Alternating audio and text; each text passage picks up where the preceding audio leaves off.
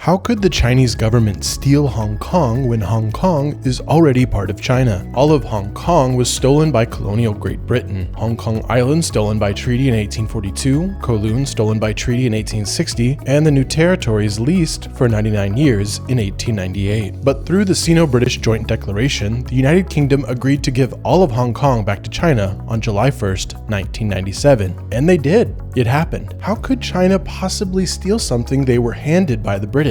To answer, we need to look at 1. Self-aware frog in a pot, 2. China's idea of sovereignty, 3. Millions of voices suddenly crying out, and 4. Those voices suddenly silenced. By learning when and from whom China stole Hong Kong, we can keep our eyes wide for the future. Part 1. Self-aware frog in a pot. If you saw my last video on Hong Kong, you know the Sino-British Joint Declaration was signed in December 1984. It stated the British would return and the Chinese would simultaneously take Hong Kong in 1997. Included in the declaration, Hong Kong was to be a special administrative region within China, retaining its special political status and capitalist system for 50 years until 2047. Hong Kong and China were to be one country with 2 systems. Hong Kong would have free speech and association and local democratic elections, on which basis China would appoint a chief executive for Hong Kong. Hong Kong would also draft a basic law, a sort of constitution for Hong Kong after the handover. The committee to draft Hong Kong's basic law formed in 1985. Because the point of this basic law, this quasi-constitution, was to provide for Hong Kong's governance within China after the 1997 handover, the committee was composed with a mix of 23 Hong Kongers and 36 mainland Chinese officials. The committee offered its initial draft in 1988 for consultation. After an immense quantity of feedback, they offered a second draft in 1989, which was again met with critique and anxiety. The final draft, offered in early 1990, received approval from China's legislature, the National People's Congress, on April 4th. My imaginary producer is yelling in my ear that all these dates and details are too much. They're quite boring, but there's a point, dang it.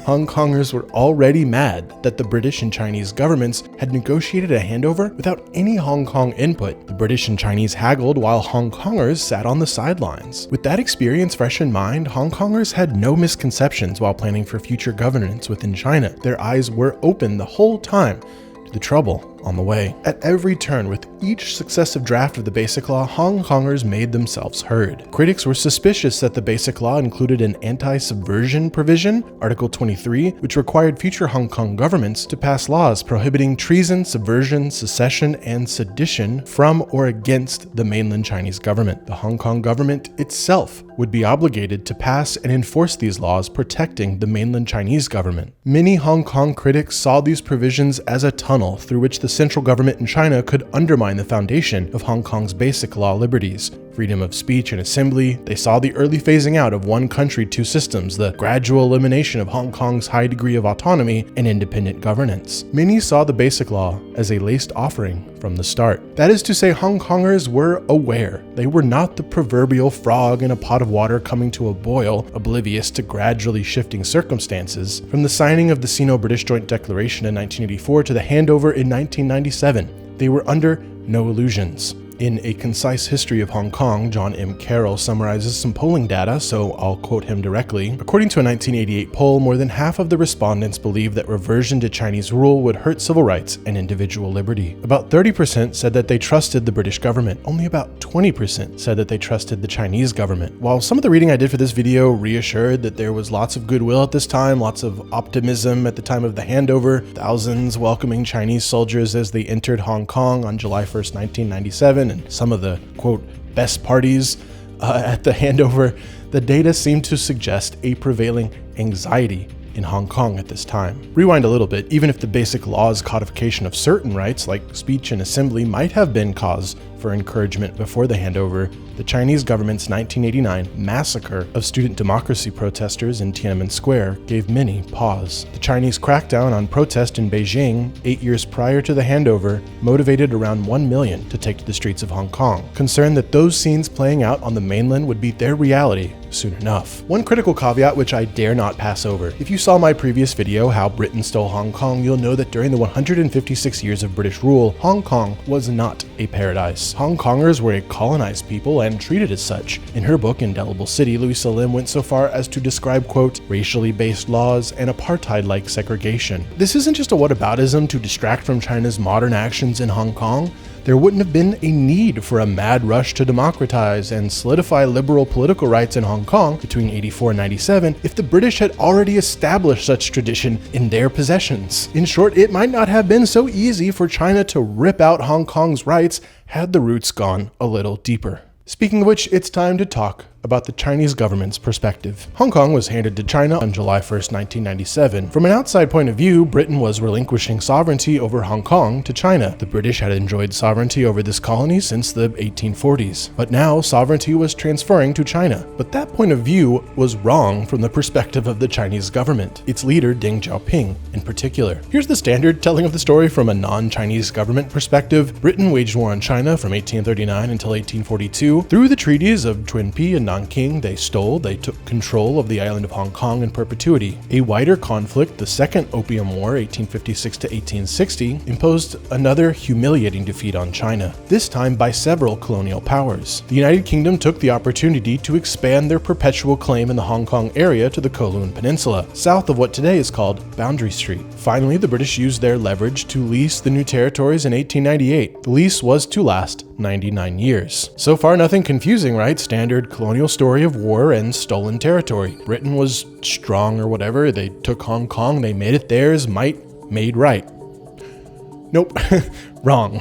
According to the Chinese government, despite 156 years of governance and control, the British never really had sovereignty over Hong Kong. It was a mirage. At the time the British began to steal Hong Kong, it was located at the periphery of the Qing dynasty, the heavenly dynasty of the Chinese emperor. The Qing emperor enjoyed universal sovereignty. Stick a pin in that idea, not just sovereignty like a king or queen over their territory, but universal sovereignty that can't be altered by outsiders. In the Chinese government view, all of the 19th century unequal treaties granting British control and leases on Hong Kong were on insecure footing. The Chinese emperor was coerced, was never able to sign away sovereignty because Hong Kong was inherently Chinese. Universal sovereignty was never removed. Perhaps the British were administering Hong Kong, perhaps they thought it was their colony, but it never ceased to be China. Therefore, the British didn't really ever have sovereignty over Hong Kong. When China took Hong Kong in 1997, they had, quote, decided to resume sovereignty. According to the Chinese government of 1984, the power of the Qing dynasty passed through the short-lived Republic of China. Chinese power was then taken in 1949 by the communists under Mao through the Chinese Civil War. The government they established was the inheritor of the universal sovereignty of the Qing, the sovereignty over Hong Kong, a sovereignty that never went away. Even though, to anyone looking, the British had clearly exercised sovereignty over Hong Kong for over 150 years. From this perspective, the promises for Hong Kong in the Joint Declaration, freedom of speech, assembly, the ambition of universal sovereignty, one country, two systems, a high degree of autonomy, these are not promises made to the British, the other party who signed the declaration. No, these are words between the sovereign power over Hong Kong and its supplicants, the people of Hong Kong. Disagreements over its application after the handover were internal affairs within the sovereignty of China. To anyone outside who may have opinions, too bad. Hong Kong was inside China, and the condition of its governance was an issue for those inside China. But if you saw my last video on Hong Kong, you know that by the time of the handover to China, Hong Kongers had a unique identity, a mix of British and Chinese. Louisa Lim put it beautifully in her book, an identity which, quote, had always been plural, more like a constellation of evolving and overlapping self-images rather than a fixed point of light. Put some data behind this, nearly 75% of those in Hong Kong today report feeling somewhat or very emotionally attached to China. A majority in Hong Kong see themselves as both Hong Kongers and Chinese. At the time of handover, 75% of Hong Kongers thought they would be worse off. A strong majority thought British rule had more positives than negatives. Overall, something like 80 to 90% of people in Hong Kong just wanted to keep things like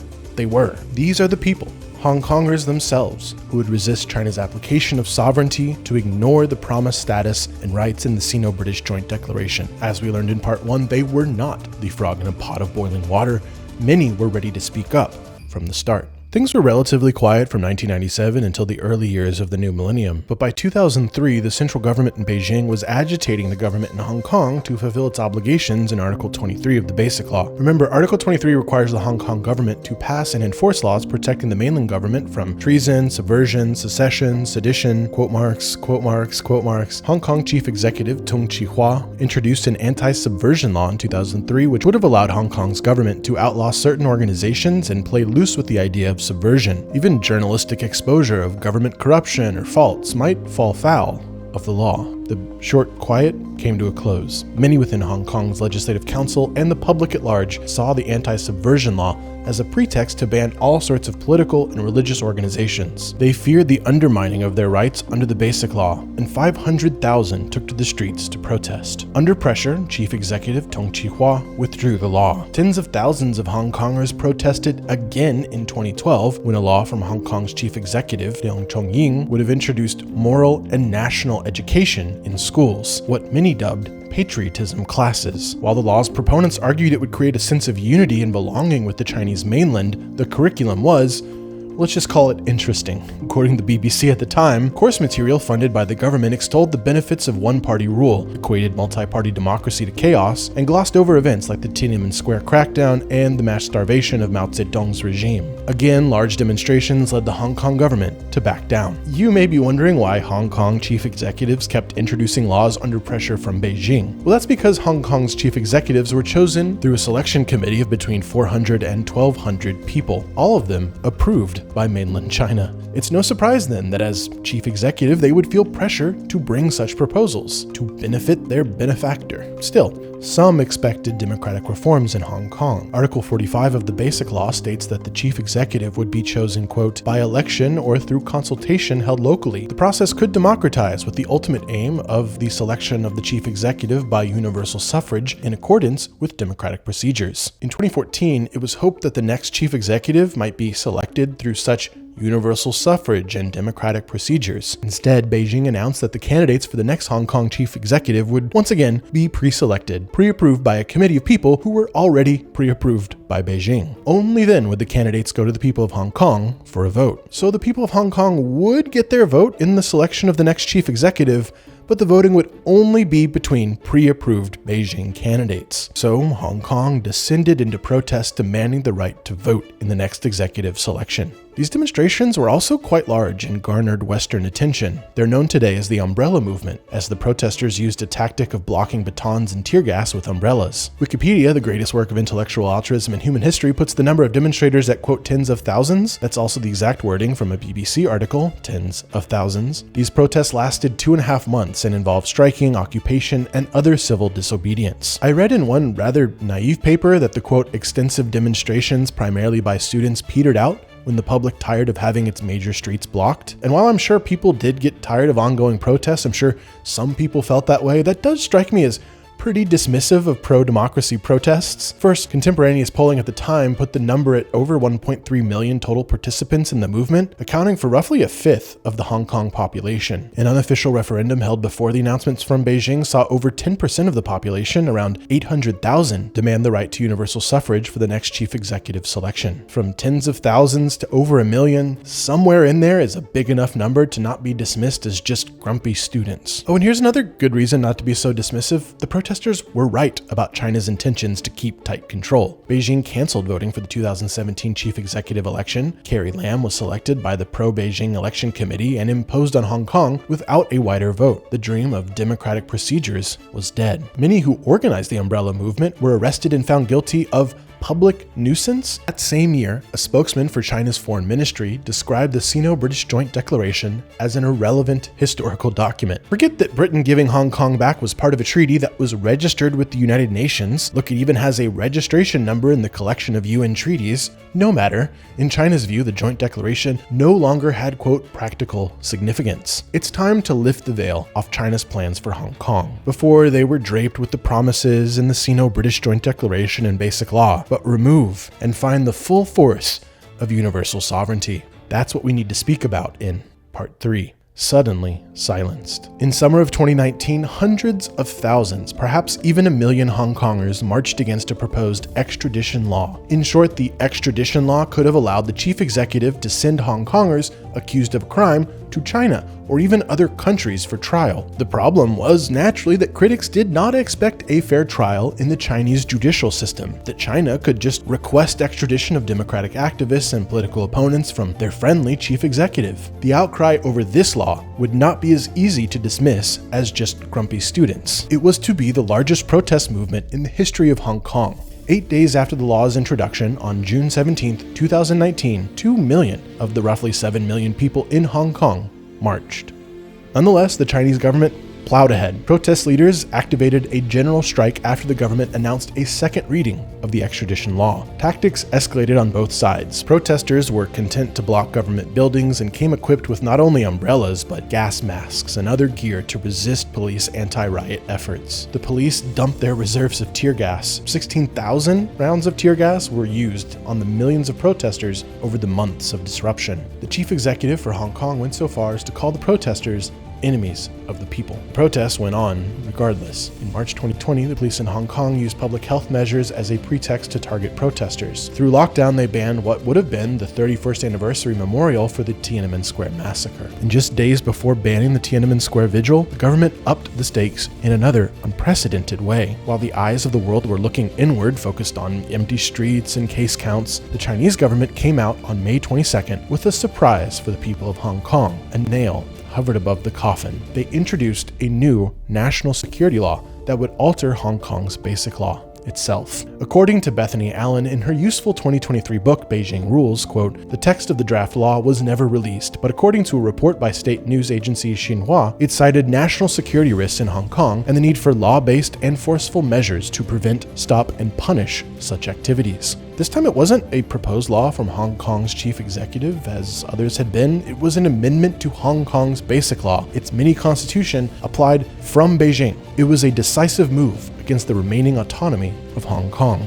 The national security law would be different from what came before. The 2019 protests were not going to be forgotten like the protests in 2003 or 2012 or 2014. If Beijing had its way, the 2019 protests would be the last mass demonstrations. Not only would protesters be met with the full force of the law, the basic law itself would be modified to extinguish the chance of such things ever happening again. As Allen wrote in her book, quote, "This was a direct shot at the Sino-British Joint Declaration of 1984. I heard one commentator call it the nuclear option." The 2020 National Security Law took the language of Article 23 of the Basic Law, the obligation of the Hong Kong government to prevent treason, subversion, sedition, secession, and transferred the power to interpret such terms and enforce that interpretation to Beijing. The law added punishments for such behavior, such as life sentences. What had been the purview of judges in Hong Kong was now for judges in the mainland. Terms like terrorism and coercion with foreign governments could be applied to all manner of dissent by party-controlled personnel. And the Chinese government wasted no time in making this vision come true. The national security law was proposed on May 22nd, 2020. The National People's Congress passed the law within weeks. June 30th. There was absolutely no delay in enforcement. The implications for civil society were revealed immediately. Buildings were requisitioned, protests were banned, the right to remain silent abolished, internet censorship applied like the rest of China, newspapers shut down, even people holding blank signs to ensure their message could not be misconstrued as subversion became targets for arrest. And here's where it all comes full circle. The national security law is not merely a crackdown on Hong Kong, an exercise of sovereignty within Chinese territory. The law's provisions are an attempt at the full fruition of what the Qing dynasty might have called universal sovereignty. Here's what I mean. Bethany Allen, who I've already quoted and whose book is sourced below, pointed my curiosity towards something truly wild. Take a look at the text of Article 38 of the National Security Law. Quote, "This law shall apply to offenses under this law committed against the Hong Kong Special Administrative Region from outside the region by a person who is not a permanent resident of the region." In other words, this law is not merely a law for Hong Kongers in Hong Kong. It is not merely a law for foreign people and organizations operating in Hong Kong. It is also a law that applies to Hong Kongers living abroad, like democracy dissidents living in exile in other countries. This law applies to them too. And the language is so broad that it could apply to anyone, anywhere. This law shall apply to offenses under this law committed from outside the region by a person who is not a permanent resident. Chances are you're watching this outside Hong Kong and don't reside in Hong Kong normally. The Chinese government wrote this law to apply to you. As Amnesty International put it, quote, "The law applies to everyone on the planet." Planetary sovereignty doesn't have quite the same ring to it as universal sovereignty, but the point is, it's extremely expansive. A national security law that buried the United Nations registered Sino-British Joint Declaration and amended Hong Kong's basic law into irrelevance also applies to you and me. But let's keep the focus on Hong Kongers, especially those who had been skeptical since the decision was made to hand Hong Kong over. Those who had cried foul every time they thought Beijing was impinging on Hong Kong's basic law for over 2 decades. Those who went out to protest even when some Western observers framed their umbrella protest as just disruptive students. The Hong Kongers who agitated for democracy and mourned Tiananmen Square each and every year for fear it could happen to them. They were correct in their suspicions from the start. Advocating democracy, autonomy, or basic law rights can now be interpreted as subversion, organization, secession. Using the concept of subversion to actually suppress democracy and free expression, if you'll recall, was the central concern when a draft of Article 23 of Hong Kong's basic law was unveiled in 1988. They called it. When all the camera lights are switched off and you guys are gone, I think maybe the crackdown will come, because people say the Chinese don't want to crack down on us before your very eyes. Today, Hong Kongers watch what they say online. Journalists self-censor. Teacher and nursing unions have been suppressed as, quote, malignant tumors. A decade after it was originally introduced, patriotic education is taught in schools. The Hong Kong Museum dedicated to the Tiananmen Square massacre was forced to close. Political parties have been banned. Independent public television seized. Democracy advocates have been arrested and convicted for subversion. This is how China stole Hong Kong. Not from the British, from the people of Hong Kong. The events in Hong Kong lead many to a logical question. Could China's actions in Hong Kong be a blueprint for another piece of the Qing dynasty they've lost, the island of Taiwan? Well, on this channel, I try to keep events in the past. If I mention current events, it's to contextualize them through history, so I've uploaded a bonus video about the future prospects for Taiwan on my Patreon. To watch it and support this channel, head on over to patreon.com/WilliamCFox. Heads held high, happy warriors. Later, y'all.